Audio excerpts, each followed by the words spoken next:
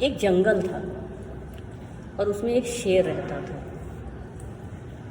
शेर थोड़ा ज़ईफ़ हो गया था, ओल्ड, और जैसे जैसे उसकी उम्र बढ़ रही थी उसके दांत और उसके पंजे, उनमें वो धार नहीं रह गई थी। और शिकार करने भी जब वो जाता था तो वो बहुत कमज़ोरी फील करता था।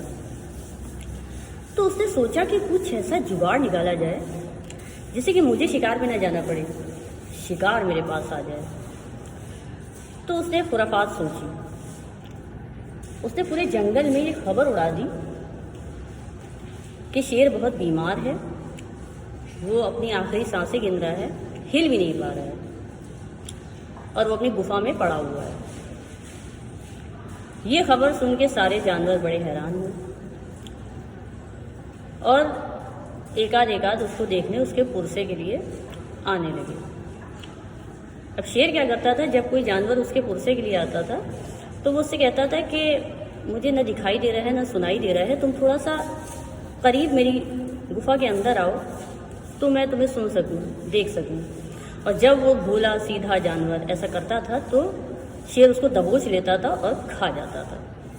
इसी तरह से शेर अपनी ज़िंदगी आराम से जी रहा था।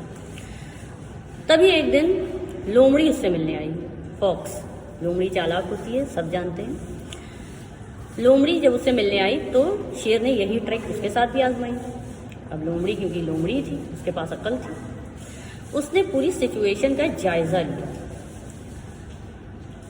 और उसके बाद उसने शेर से पूछा, ये बताओ, तुम्हारी गुफा में जानवरों के अंदर आने के पाँव के निशान तो दिख रहे हैं लेकिन बाहर जाने के नहीं दिख रहे हैं, क्या कोई और रास्ता है बाहर जाने का?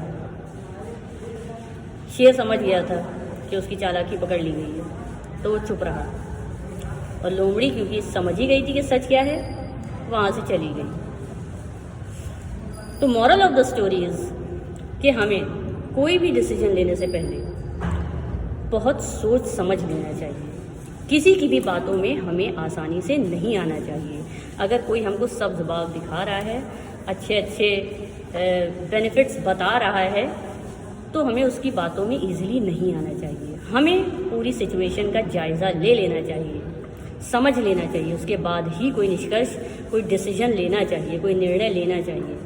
वरना कई बार हमें अपने गलत निर्णय की कीमत अपनी जान देकर भी चुकानी पड़ सकती है, जैसा कि इस कहानी में मासूम जानवरों के साथ हुआ।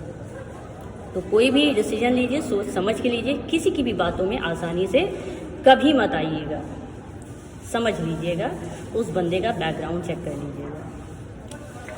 दोस्तों, जो कहानियाँ मैं आपको सुना रही हूँ कोई नई कहानियाँ नहीं है, सब पुरानी कहानियाँ हैं, लेकिन ये कहानियाँ हमको ज़िंदगी का सबक देती हैं। ये कहानियाँ सिर्फ बड़ों के लिए नहीं हैं, बच्चों को भी सुनाइए, उनके साथ भी शेयर कीजिए। कहानी अच्छी लगी हो तो कमेंट कीजिएगा, और भी कहानियाँ सुनाऊँगी। बहुत बहुत शुक्रिया।